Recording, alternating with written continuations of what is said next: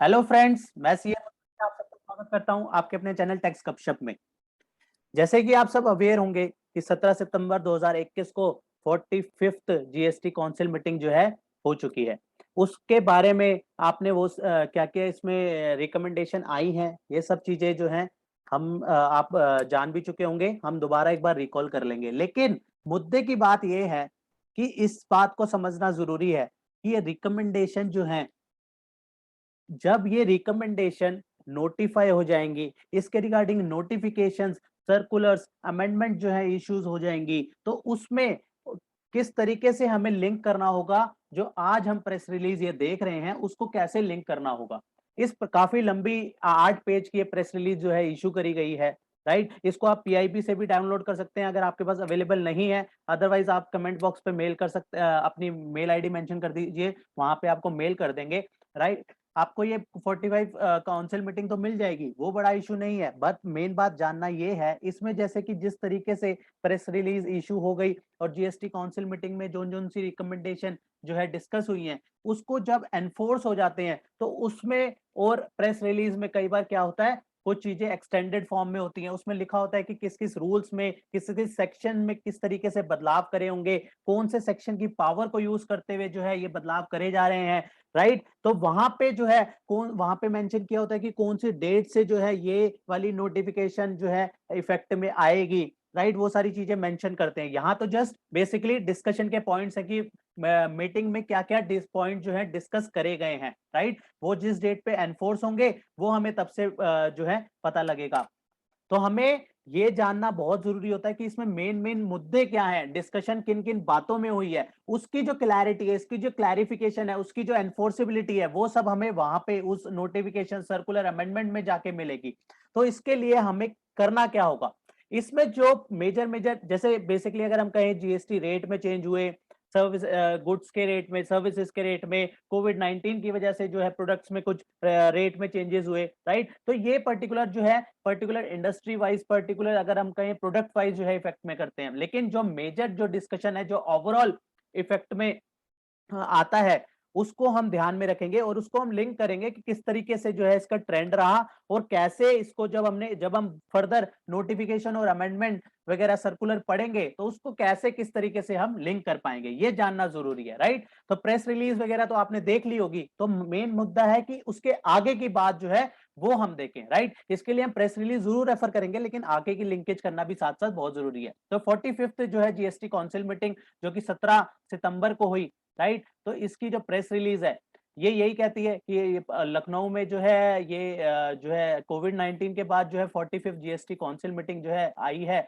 इसमें क्या क्या रिकमेंडेशन हुई। पहले इसने जीएसटी रेट्स के बारे में बात कर दी। राइट, तो हम जीएसटी रेट्स में ज्यादा चर्चा नहीं करेंगे क्योंकि ये स्पेसिफिक वाइज है। अगर आपको इसमें से देखना है कि आपके प्रोडक्ट में वो चीज रेट चेंज हुआ है कि नहीं हुआ, तो पर्टिकुलर आप प्रेस रिलीज का जो है ये वाले जो सेक्शंस हैं ये उठा सकते हैं और यहाँ से रेफर कर सकते हैं। राइट, तो इसमें बेसिकली जो 30 सितंबर 2021 तक जो कंसेशनल रेट कोविड 19 की वजह से जो है रेट में चेंजेस करे गए थे, उसको जो है फर्दर एक्सटेंड कर दिया है 31 दिसंबर 2021 तक। राइट, ये इन 5 प्रोडक्ट्स में, इन 4 प्रोडक्ट्स में जो है जो रेट नील कर दिए, 5% कर दिए, वो कंटिन्यू रहेंगे 31 दिसंबर 2021 तक। इसके बाद कुछ में 5% का रेट कर दिया गया है इन प्रोडक्ट्स में जो है वो 5% तक, लेकिन ये कब तक रहेंगे, ये 31 दिसंबर 2021 तक रहेंगे। राइट, तो ये स्पेसिफिक चीजें हैं, इसमें ज्यादा टाइम लगाने की जरूरत नहीं है।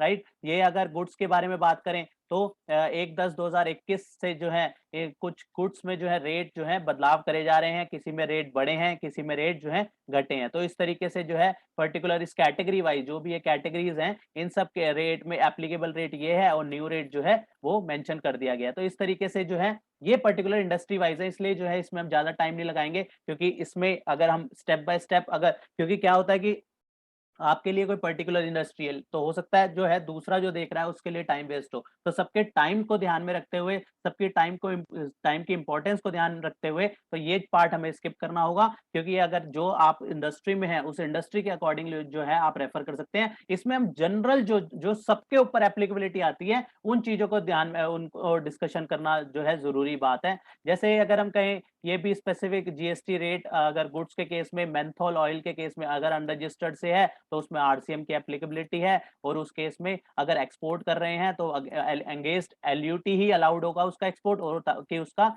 आईटीसी का रिफंड मिल जाए। और ब्रिक्स के केस में क्या हुआ, ब्रिक्स के केस में है 6% विदाउट आईटीसी, राइट, और अगर विद आईटीसी है तो 12% विद आईटीसी, राइट। ये तो स्पेसिफिक है लेकिन हल्का सा जो है उसका बता दिया।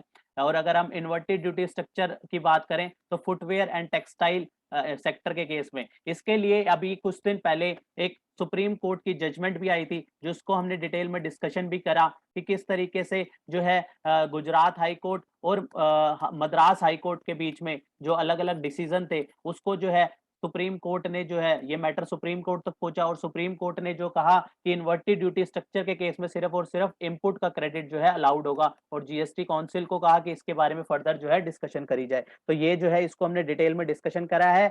सुप्रीम कोर्ट की जजमेंट 140 पेज की वो जजमेंट है, उसको हमने शॉर्ट में जो है डिस्कशन करने की कोशिश करी है और क्लैरिफाई करने की कोशिश करी है कि इसमें बेसिकली कहा क्या गया और क्या कंक्लूजन सुप्रीम कोर्ट ने निकाला। अगर आपने रेफर नहीं करी है तो आप प्रीवियस वीडियोस को रेफर कर सकते हैं, वहां पे आपको ये जजमेंट मिल जाएगी। और यहाँ पे क्या बात करिए, यहाँ पे यही कहा गया कि जीएसटी रेट इसमें जो है इन्वर्टेड ड्यूटी स्ट्रक्चर के केस में, फुटवेयर और टेक्सटाइल सेक्टर के केस में जो है उसको चेंज कर दिया जाएगा विद इफेक्ट फ्रॉम 1 जनवरी 2022। इसके बाद हाई कोर्ट की, केरल हाई कोर्ट की जो है पेट्रोलियम प्रोडक्ट के बारे में जो है डायरेक्शन थी कि इसको जो है जीएसटी में लाया जाए, लेकिन अभी काफी ज्यादा इस प्रोडक्ट को, इस बारे में जो है सोचा गया जीएसटी काउंसिल द्वारा, और ये डिसाइड किया गया कि अभी वो टाइम नहीं आया है जब इसके बारे में जो है डिस्कशन करा जाए कि पेट्रोल के ऊपर पेट्रोल को जीएसटी के एम्बिट के अंदर लाना है कि नहीं। तो इसके लिए जो है अभी जो केरल हाई कोर्ट ने जो ये डायरेक्शन दी थी इसके कि पेट्रोल को भी जो है जीएसटी के अंदर कवरेज में लाया जाए, उसको अभी जो है होल्ड में रखा गया है। इसके बाद कुछ सर्विसेज के केस में जो है रेट में चेंज लाए गए हैं, तो कुछ सर्विसेज के केस में जो एप्लीकेबल रेट थे उनको निल कर दिया गया है, तो उनमें कुछ भी जो है सर्विस नहीं जीएसटी नहीं लगेगा। और कुछ केस में जो है 12% से 18% किसी इन दो केसेस में जो है उसको बढ़ा दिया गया है, तो कुछ केसेस में जो है विड्रॉ कर दिया गया है। तो ये स्पेसिफिक केस है, अगर इसको जो है अलग से जो है आप कवर कर सकते हैं। इसके बाद जो है जीएसटी रेट गुड्स के केस में भी कुछ कुछ केसेस में जो है वहां पे बदलाव करे गए हैं। ये बेसिकली क्लैरिफिकेशन दी गई है, जो कई बार डिस्प्यूटेड मैटर होते हैं कि क्या एक्चुअल में रेट रहेगा इन केसेस में, तो यहाँ पे जो है क्लैरिफाई उसको किया गया है। और ऐसे ही जैसे गुड्स को ऊपर क्लैरिफाई किया गया है, ऐसे ही यहाँ पे सर्विसेज के केस में भी क्लैरिफिकेशन दी गई है कि इन सर्विसेज में जो है ये वाले रेट जो है एप्लीकेबल होगा, राइट। इसके बाद अगर मेन हम जो हमारे को पॉइंट स्टार्ट करना है वो हमारा अब पॉइंट स्टार्ट होता है कि जिसमें अगर हम बात करें आईटीसी 04, ये भी आपने देखा होगा कि आईटीसी 04 को रिलैक्स कर दिया गया है कि इसको जो है टर्नओवर बेस से लिंक कर दिया गया। अगर एग्रीगेट टर्नओवर 5 करोड़ से ऊपर है तो 5 करोड़ से ऊपर है तो वहां पे उस केस में कितनी रिटर्न भरनी पड़ेगी, दो जो है आईटीसी 04 जाएंगी, और जो है 6 महीने की। और अगर अगर जो है 5 करोड़ से कम है तो उस केस में जो है सिर्फ और सिर्फ एक जो है आईटीसी 04 एनुअली बेसिस पे जाएगी, राइट। तो इससे बेसिकली कंक्लूजन क्या है, हो सकता है ये धीरे धीरे जो है, जैसे कि इसमें पता है कि गवर्नमेंट को इसमें क्या था कि कोई इसमें लेट फी की लेवी नहीं होती, राइट। तो कई बार क्या होता है ये बहुत लेट फाइल होती है, तो ये जो है गवर्नमेंट इससे डाटा तो इकट्ठा करना चाहती है, लेकिन उतना इंडस्ट्री वाइज जो है इसमें जो है इसका कंप्लायंस इंडस्ट्री वाइज नहीं रहा। तो हो सकता है धीरे धीरे जो है इसको जो है एलिमिनेट भी कर दे, ऐसा भी हो सकता है। जो सिनेरियो को देख के एनालाइज करके जो सिचुएशन निकल के आ रही है वो कुछ ऐसा सिनेरियो भी है जी। अब जब इसको जब 6 महीने में कर दिया और साल की एक रिटर्न कर दी, तो हो सकता है अगर इसका ज्यादा जो है इफेक्ट में नहीं रहा तो इसको जो है एलिमिनेट भी कर दे, राइट। साथ साथ ये चीजें पॉइंट में डिस्कशन करना जरूरी है ताकि फ्लो हमें पता लगे कि किस तरीके से गवर्नमेंट का फ्लो चल रहा है। जैसे कि रूल 36(4) का था, पहले 20 था, 20 से 10 किया, 10 से 5 किया, और अब हम जीएसटी काउंसिल मीटिंग में पढ़ेंगे कि उसका आगे क्या करने जा रही है गवर्नमेंट। तो हमें ट्रेंड समझना जरूरी है, राइट। इन चीजों से ये प्रेस रिलीज किस लिए, ट्रेंड समझने के लिए है। नोटिफिकेशन तो फर्दर आएगी, सर्कुलर आएंगे, अमेंडमेंट आएगी, उसको भी डिस्कस करेंगे, लेकिन प्रेस रिलीज जो है वो ये है कि उस मीटिंग में क्या क्या डिस्कशन करी गई है वो समझना जरूरी है। वो समझेंगे तो हमें जो है सर्कुलर नोटिफिकेशन बहुत इजीली समझ आ जाएंगे। इसके बाद सेकंड पॉइंट में क्या कहता है कि अर्लियर काउंसिल मीटिंग में क्या डिसाइड हुआ कि नेट कैश लायबिलिटी के ऊपर जो है इंटरेस्ट चार्ज होगा, ठीक है, ये फाइनल हो गया था कि बहुत ही डिस्प्यूटेड मैटर था, लेकिन लास्ट में कंक्लूड हुआ कि सिर्फ और सिर्फ जो है नेट कैश लाइबिलिटी के ऊपर जो है इंटरेस्ट चार्ज होगा, राइट। और वो रिट्रोस्पेक्टिव इफेक्ट में डाल दिया गया था, कब से, 1/7/2017 से, राइट। ये फाइनल हो गया था। अब इसमें क्या भी फर्दर बात करी गई, इसमें कहा कि आईटीसी इनएलिजिबल आईटीसी अवेल्ड करने के साथ साथ यूटिलाइज करा गया है। अगर अवेल्ड भी किया और यूटिलाइज भी किया तो जाके 18% उसके ऊपर जो है इंटरेस्ट चार्ज होगा। अगर सिर्फ और सिर्फ आईटीसी जो है अवेल किया है लेकिन यूटिलाइज नहीं किया, अगर यूटिलाइज ही नहीं हुआ तो गवर्नमेंट को कोई लॉस नहीं हुआ। अगर वो यूटिलाइज नहीं किया तो गवर्नमेंट को कोई लॉस, रेवेन्यू लॉस हुआ ही नहीं, तो उस केस में जो है इंटरेस्ट जो है चार्ज नहीं होगा। लेकिन अगर अवेल करने के बाद यूटिलाइज भी कर लिया है, तो यूटिलाइज कर लिया जो कि इनएलिजिबल आईटीसी था उसको यूटिलाइज कर दिया तो गवर्नमेंट को लॉस हुआ है, तो उस केस में जो है इंटरेस्ट चार्ज होगा, राइट। तो रीजनिंग को साथ में लिंक करना बहुत ज्यादा जरूरी हो जाता है। इसके बाद फर्दर जो है अनयूटिलाइज बैलेंस, इसमें क्या बदलाव करा गया कि कैश लेजर, यहां पे हमें ध्यान देना है, ये सिर्फ और सिर्फ कैश लेजर के केस में है। वहां पे क्या था कि एक ही पैन के अंदर दो एंटिटी हैं, एक ही पैन के अंदर दो डिस्टिंक्ट एंटिटी है, एंटिटी 1 एंटिटी 2। मान लो ये एंटिटी 1 दिल्ली में है और एंटिटी 2 जो है वो हरियाणा में है, तो ऐसे केस में क्या था, मान लो एक के लिए जो है उसके ई कैश लेजर में ऑलरेडी अमाउंट पड़ा हुआ है सफिशिएंट, और हरियाणा वाले में उसकी लाइबिलिटी इंकर हो रही है। ठीक है, ओवरऑल देखा जाए तो अगर हम ऑर्गेनाइजेशन के पॉइंट ऑफ व्यू से सोचे तो वहां पे एक में उसका बैलेंस एक्स्ट्रा पड़ा हुआ है, एसेट पड़ा हुआ है, और दूसरे में उसकी लाइबिलिटी क्रिएट हो रही है। तो इस पॉइंट को मद्देनजर रखते हुए क्या किया, अलाउ कर दिया गया कि ऐसे केसेस में जो विद इन सेम पैन और डिफरेंट स्टेट पे जो एंटिटी होंगी वो उसको जो डिस्टिंक्ट पर्सन कहेंगे, राइट, उनके लिए अलाउ कर दिया गया कि आप जो है उसको यूटिलाइज कर सकते हैं, उसका जो है सीजीएसटी और आईजीएसटी का बैलेंस जो है यूटिलाइज कर सकते हैं। मान लो दिल्ली में जो है आईजीएसटी का बैलेंस पड़ा हुआ है लेकिन यहाँ पे आईजीएसटी की लाइबिलिटी आ रही है, तो इसको हम आपस में यूटिलाइज कर सकते हैं, पेमेंट की जरूरत नहीं पड़ेगी और ना ही रिफंड के में जाने की जरूरत पड़ेगी, without going through the refund procedure. और इसमें कुछ जो है कंडीशन भी डाली जाएंगी, तो जब ये नोटिफाई हो जाएगा उसको पता लगेगा कि क्या किस तरीके से जो है इसके बारे में क्या इसमें जो है ग्राउंड्स रखे जाते हैं, तो वो सारी चीजें वहां पे फर्दर डिटेल मिलेंगी।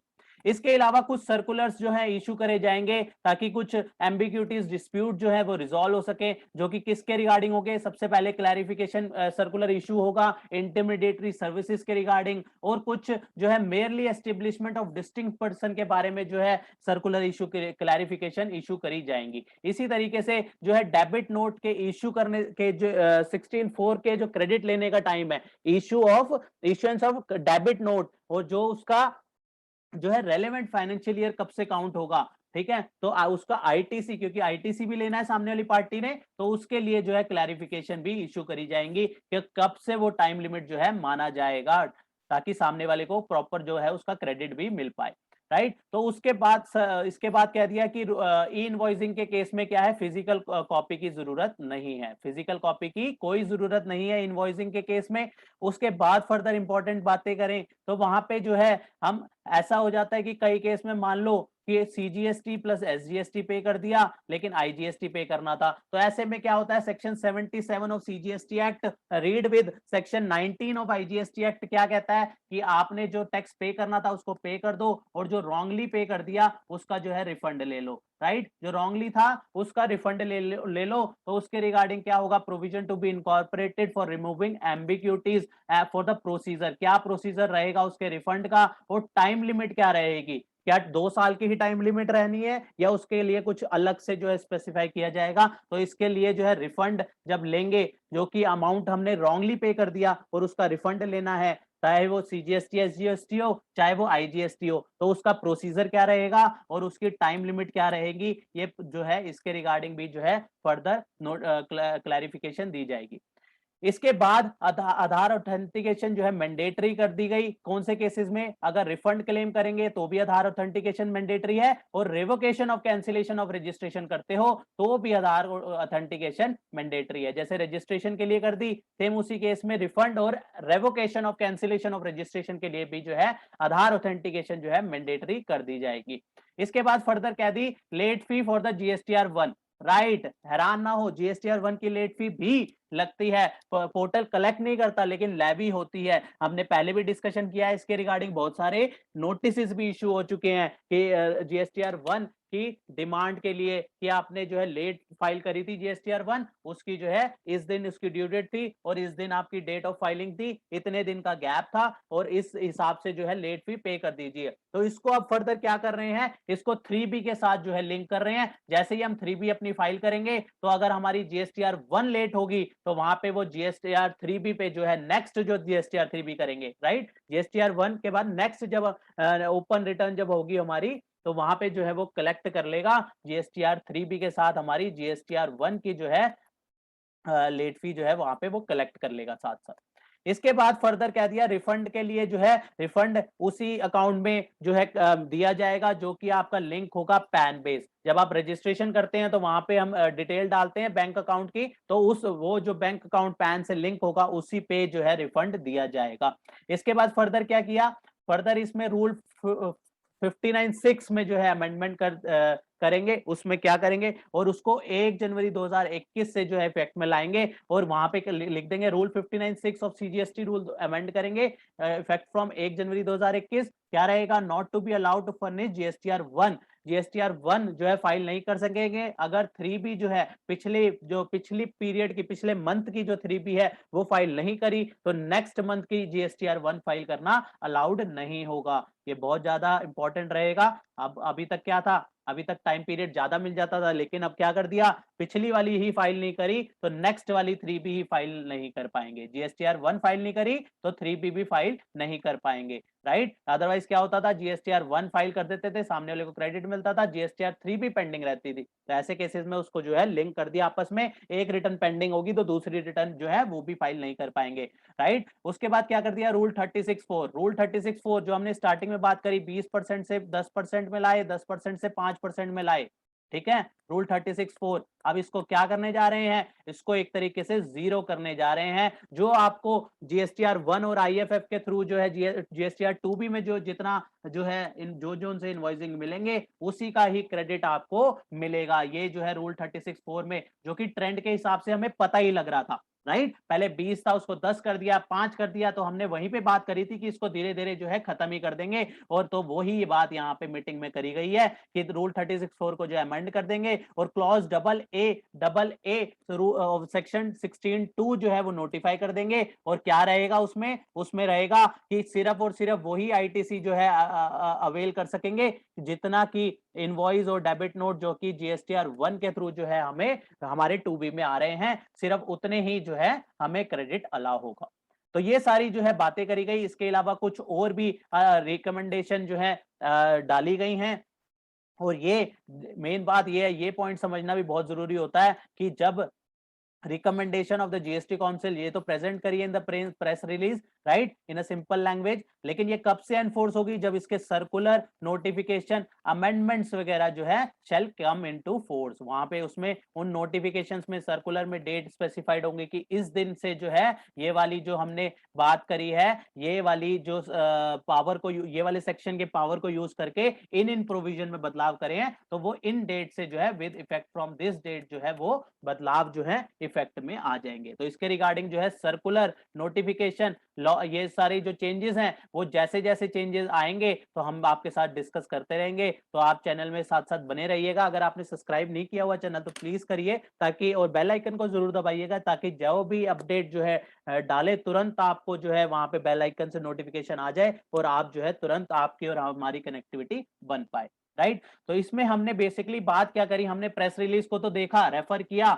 इसमें सारे पॉइंट हमने रेट्स वगैरह नहीं करे क्योंकि इंडस्ट्री वाइज है, ठीक है। आपके केस में जो एप्लीकेबल है आप उसको देख लीजिए, क्योंकि हमें सबका टाइम का ध्यान में रखना है। हम नहीं चाहते कि किसी का टाइम वेस्ट हो, राइट, क्योंकि हो सकता है किसी के लिए कुछ प्रोडक्ट है, किसी के लिए कुछ है। अगर आपके इंडस्ट्री या में आपके प्रोडक्ट इनमें फॉल कर रहे हैं तो प्लीज इसको रेफर कीजिएगा। और अगर आपके पास ये प्रेस रिलीज नहीं है तो आप जो है हमें कमेंट बॉक्स पे अपनी मेल आईडी मेंशन कर सकते हैं, राइट। हम आप हमारे टेलीग्राम चैनल पे भी जुड़ सकते हैं, आप सर्च करेंगे टैक्स गपशप, वहां आपको हमारा टेलीग्राम चैनल मिल जाएगा, वहां पे भी आप हमें लिंक जो है ज्वाइन कर सकते हैं।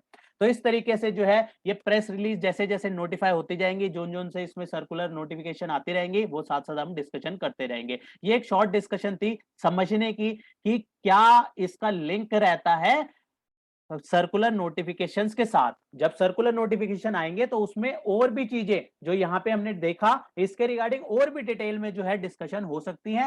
ये सिर्फ एक वो होता है, एक डिस्कशन का प्लेटफॉर्म होता है कि ये जो बातें जो है डिस्कशन करी गई, डिटेल में जो है वो वहां पे हमें दोबारा से हम डिस्कस करेंगे, राइट।